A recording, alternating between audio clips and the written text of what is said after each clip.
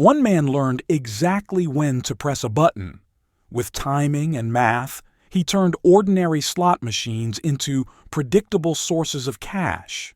This is the story of how he and a quiet network took millions without ever touching the money.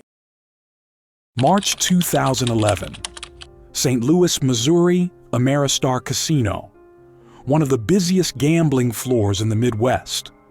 Rows of slot machines stretch across the carpet. Bright lights and endless noise filling the air. Digital bells ringing every few seconds. The casino is a machine designed to take money, not give it. But tonight, it is about to be turned against itself. A man stands near a slot machine on the outer row. Tall, quiet, unremarkable. Let's call him Victor. He pulls out a player's card, slides it in, presses the button, and loses. He presses again, loses. He presses again and wins exactly when he wants.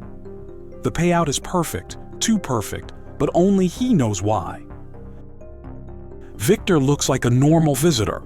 He holds no tools, no devices, no breach equipment. He is not breaking into anything. He is not touching the money. But he is stealing it, and the casino has no idea. Victor arrives in the United States in early spring 2011. Solo traveler, business visa, no luggage except one carry-on bag. He checks into a cheap hotel. He walks the streets during the day. He studies casinos at night. He is not here to gamble in the normal sense. He is part of a group, a small, quiet team that moves across continents. They study casino machines, timing patterns, and number sequences. They are not criminals in the traditional way. They are technicians, engineers, people who understand how machines behave. Their target is the aristocrat Mark VI slot machines, old models, popular models, machines that appear simple but carry a hidden flaw. Victor knows that flaw. He has been trained to exploit it, but he cannot do it alone. Slot machines are built to be secure, hardware locked, software sealed, internal logic tested thousands of times. But casinos forget one thing: every system has people. Every system has someone who touches the machine, someone who maintains it, someone who checks logs, someone who updates software. Let's call one of them Derek. Derek works maintenance at the casino. 16 years on the job. Knows every machine on the floor. Knows every error code. Knows where every wire runs. He earns an average salary, lives in a rented apartment, struggles with bills. Nothing unusual, nothing suspicious, but he becomes the weak point. Not because Victor contacts him, not because Derek is corrupt, but because Derek trusts the system too much. He knows the machines cannot be beaten. He knows the software is secure. He knows jackpots happen, but rarely. His confidence becomes the opening. If someone tampered with the timing system deep inside the Mark VI machines, he would not detect it. Nobody would.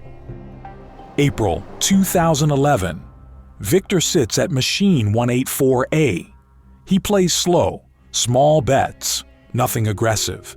He loses repeatedly. This is part of the act. Casino staff see a regular player, a man testing his luck, a man wasting time. But Victor is mapping the machine. He watches the reels. He watches the time between spins. He counts the rhythm. The flaw in this machine is not in the software. It is in the math. Old slot machines use pseudo-random number generators. These generators are predictable if you know the seed value and the timing cycle. Victor knows both. He has an algorithm sent from overseas. He has instructions.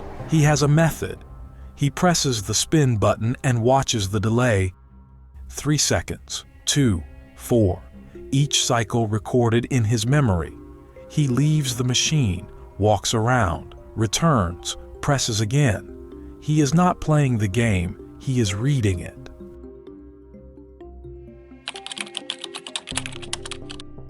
In a small room filled with monitors, someone watches Victor's camera feed. A man sits at a desk, phone in hand, laptop open, dark room, curtains drawn. Let's call him Leon. Leon is a technician, a coder, a specialist in legacy systems. He has spent months studying the Mark VI firmware. He knows how the machine seeds its random number generator. He knows how long the cycles last. He knows the exact timing points where the machine will deliver a winning combination. He is Victor's eyes behind the machine. Victor sends him short video clips. Nothing suspicious. Just footage of the reels as they stop. Each clip is 8 to 12 seconds long, enough for Leon to calculate the machine's internal rhythm. He analyzes the footage frame by frame. He checks timing. He checks the delay between press and stop. He enters the data into his software. The software spits out a sequence, a prediction, a moment when a winning stop will appear. He sends Victor a message. Wait. Press in 4 seconds. Victor stands at the machine, calm, motionless. He presses at the exact moment. The reels spin, they slow, they stop. They deliver a perfect line, a payout created not by luck, but by design. Victor cannot win too often or too fast. Casinos watch for patterns. Slots are random, humans are not.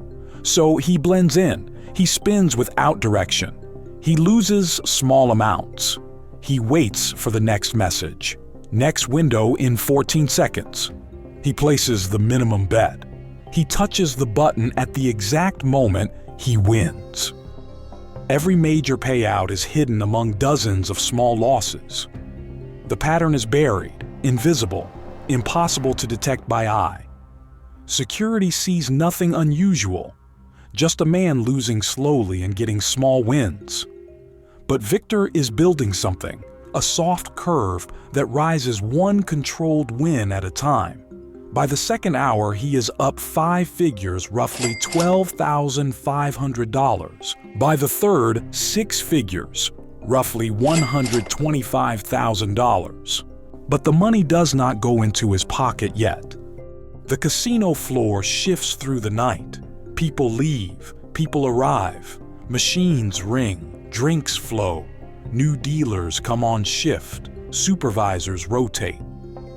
Victor stays. He appears dedicated, focused, hopeful, a player chasing luck. But his wins do not come from hope, they come from code. Leon sends the next signal, 23 seconds. Victor presses the button in silence. The reels deliver another payout, another controlled strike, $48,000. He collects the ticket but does not cash out. He keeps playing. He needs volume. He needs cover. He needs the casino to think he is just having a lucky night. Luck is acceptable. Skill is not. Casinos are good at detecting cheating. Card counters, marked decks, shaved dice, chip thieves. But they are not ready for timing-based exploits, not ready for remote analysis, not ready for mathematical attacks. The Mark VI flaw is buried deep, invisible to security staff, invisible to technicians, invisible to management. Derek walks past Victor's machine and sees nothing wrong. No error codes, no loose panels, no tampering. Just a guest playing normally, Derek remains confident in the system. He has no reason to suspect an attack. He does not know the flaw exists. He keeps walking. This is the blind spot. Victor steps through it again and again. Victor knows he cannot push the machine too far. He cannot take too many jackpots or stay too long. Casinos track loyalty cards, surveillance, and betting patterns. Too many wins trigger alerts. Too many jackpots raise questions. Victor sets a limit.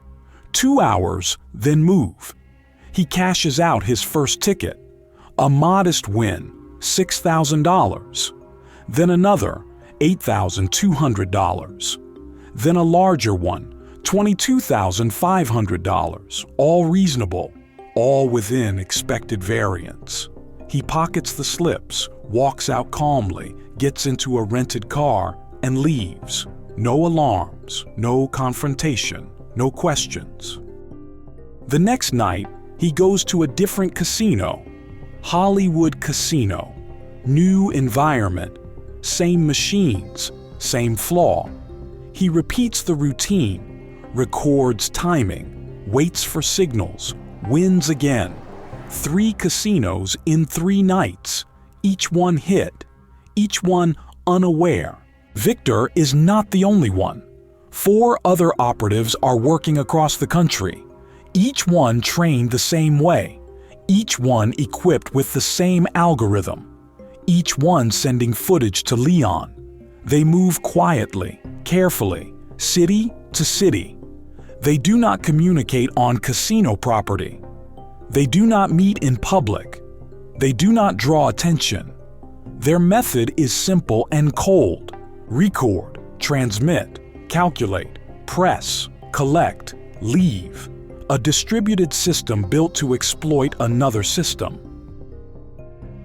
Within weeks, the team extracts large amounts, not through force, not through hacking, through timing.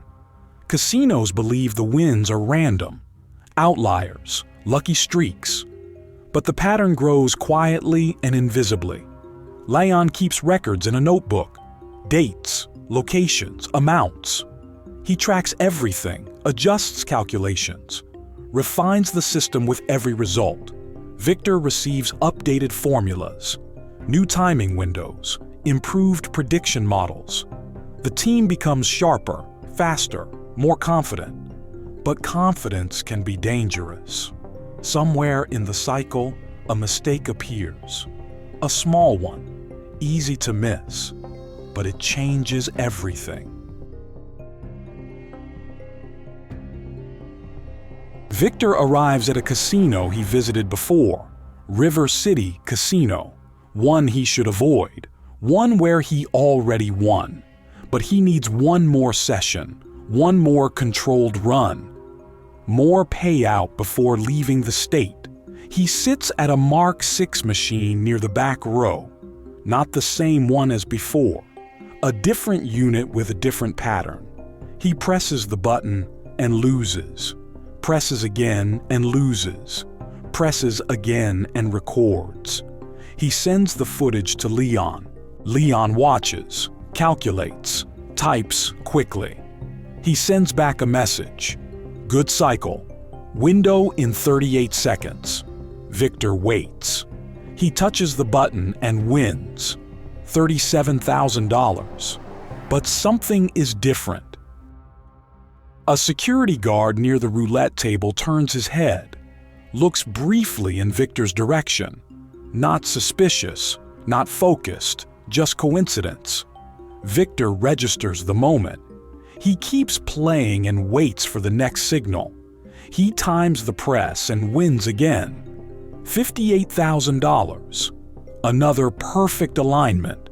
The real pattern prints onto the ticket. He folds it, puts it away, prepares to leave. Then something unexpected happens. A man in a casino polo shirt walks toward him. Not fast, not aggressive, just casual. The man says, "Sir, everything going all right tonight?" Victor nods. "Yes." "Big night for you?" the man asks. "Not really," Victor says. The staff member smiles. "Good luck then." He walks away. Victor watches him go. A small moment, small talk, nothing more. But this is how detection begins. A random glance, a casual check. A moment that doesn't matter until it does. Victor leaves the machine, cashes out the ticket, exits the building, moves on, But the casino remembers the face. Over the next weeks, the operation expands. Victor hits casinos in Ohio. Another member hits ones in California. Another in Nevada. Another in Illinois. Small wins, medium wins, large wins. Each win shaped by mathematics. Each loss used as cover. Each pattern hidden inside thousands of normal spins. Leon receives footage from every location. He studies it, calculates new sequences, adjusts timing based on machine age, firmware version, and spin lag. He becomes the center of the operation, the brain behind the players. He sends instructions across the world, short bursts of text, precise, minimal, encrypted. 14.2 seconds. Press now. Next window in 8. Wrap up. The players follow, silent, accurate, unseen. But the network grows too fast. Too many wins, too many casinos, too close together. The numbers stop blending into statistics. They start forming a shape that casino analysts will soon see. In an office above a casino floor in Missouri, a man reviews payout logs. He works for internal analytics. He identifies patterns and checks for irregularities. Let's call him Harris. Harris reads reports for the week, payout charts, spin frequencies, reward distributions. He sees something interesting. One machine shows a spike in medium-range payouts. Not jackpots, just consistent wins slightly above average. He checks dates, checks timestamps, checks players. One player ID appears 4 times on different days with different amounts, all within a similar payout band. Harris raises an eyebrow. He flags the data, exports the logs. He sends an email. Need surveillance pull for machine 184A. Last 4 active days. Include player's card usage. Security receives it, reviews it, compiles footage. They scan through hours of video, fast, impersonal. They slow the footage at key moments. They see Victor sitting calmly, pressing the button. Nothing illegal, nothing strange. But then they notice something subtle. His timing is too perfect. He presses the button at consistent intervals, not human intervals, machine-like intervals. Security zooms in. They watch his finger. They watch the exact moment he presses. The distance between each button press is nearly identical. This is not random. Harris emails back. Run facial recognition on the player. The system matches him to River City Casino, then to Hollywood Casino, then to Ameristar. A pattern begins to form. 3 casinos. Same face, same machine type, same timing. Harris leans back in his chair. Something is wrong. 2 days later, a call is made to a gaming commission in Nevada, then to one in California, then to one in Ohio. Reports match. Strange payout spikes across states, across machines, across floors, different players, different cards, same behavior pattern, same timing. A meeting is scheduled. Representatives from multiple casinos attend. Investigators review data side by side. The pattern becomes undeniable, not chance, not coincidence, a method, a timing attack. A technician in Nevada speaks up. This looks like the Mark 6 flaw. Heads turn. What flaw? Someone asks. He explains. Old aristocrat machines use predictable number generators. The timing can be exploited. If someone knows the cycle, they can force a payout. Silence in the room. How accurate is it? Someone asks. The technician replies, accurate enough. Everyone understands the implication. Someone is using the flaw. Someone is hitting multiple casinos. Someone is exploiting the machines on a national scale. The hunt begins.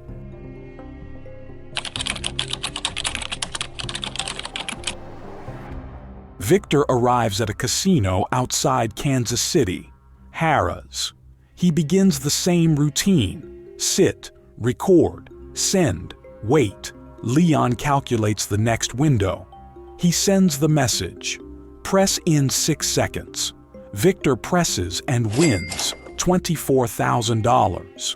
He continues. Then his phone vibrates again. Stop. Something wrong. Machine not matching timing. Victor waits. He looks around. Everything seems normal. Leon sends another message. Do not press again. But the casino is already moving. A supervisor walks toward Victor's machine and stands a few feet away, pretending to check something on a clipboard. Victor freezes. Still, quiet. The supervisor watches the machine, watches the play history, watches the behavior. Then he steps away. Victor exhales silently. He gathers his slips. He stands up. He moves slowly toward the exit. As he leaves the floor, another supervisor watches him go.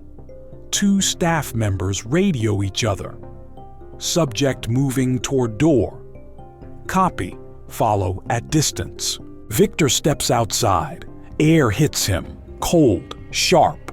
He walks calmly to the parking lot. He does not look back. He gets in the car, starts the engine, drives away. He does not return. Harris continues digging. He cross-references dates, times, and machine IDs. A pattern appears. Every attacked machine is an old Mark VI unit. Every attack involves similar timing windows. Every player presses the button with exact rhythm. Security pulls audio from the floor. They hear nothing unusual, no signals, no clicks, no whispers. But one thing stands out. Players hold their phones close to their bodies.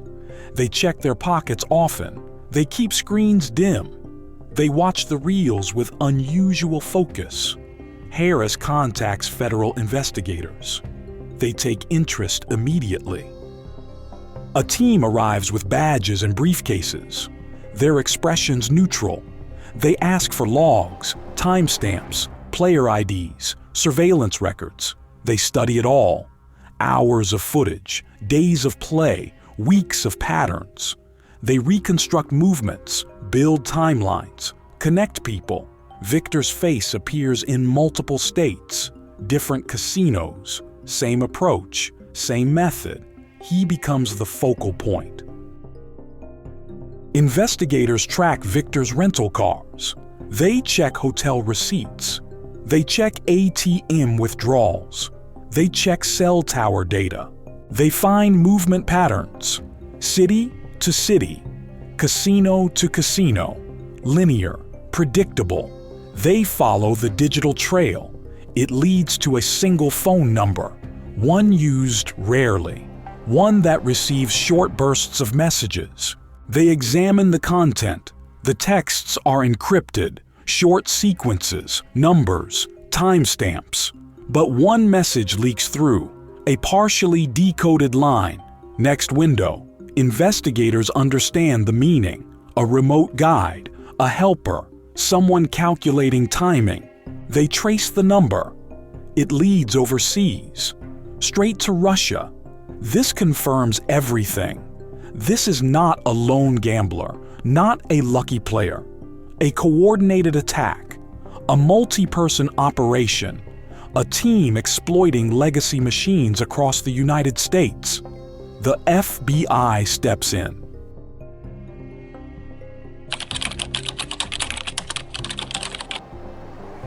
Federal agents prepare surveillance.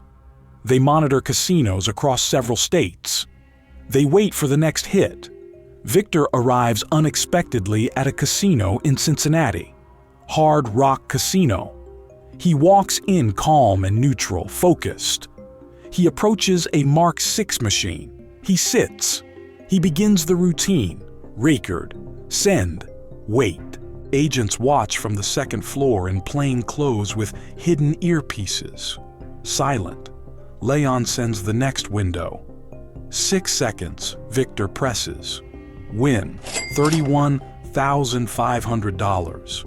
Agents see it but stay still. Victor plays again. Loses deliberately. Disguises the pattern. Leon sends another window. Victor presses. Win. $42,000. Agents exchange glances.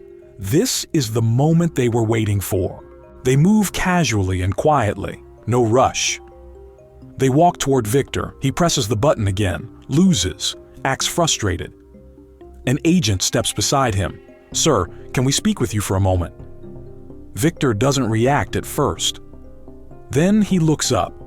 Expression calm and still. "Yes, please come with us." He stands with no resistance, no confusion. He knows exactly why they are here. They escort him outside, into a quiet hallway, into a back office. The door closes. 2 agents sit across from Victor. He sits straight, hands on the table, silent. "Do you know why you're here?" they ask. "Yes," he says. "You have been observed winning on specific machines in multiple casinos," they say. "I have been lucky," he replies. They show him footage, his timing, his movement, his presses. He says nothing. "Who are you sending footage to?" they ask. "I don't understand," he says. "Who is giving you timing windows?" they ask. "I play for fun," he says. Agents lean back. They know they won't get anything from him. He is trained, disciplined, prepared. They end the interview. He is escorted out of the casino, not arrested, not charged, not yet. The machines he used are quarantined. Investigators pull logs. They pull memory boards. They examine firmware. They find nothing. The flaw is not in tampering. The flaw is in design. This becomes the challenge. Gaming commissions across the country send alerts. Old Mark 6 machines must be removed, retired, shut down. Casinos move fast. Rows of machines disappear from floors. Cranes lift them out. Trailers ship them away. Warehouses fill with outdated units. Victor's window closes. The team's window closes. The operation stops. Leon watches from across the world. His algorithm is still accurate.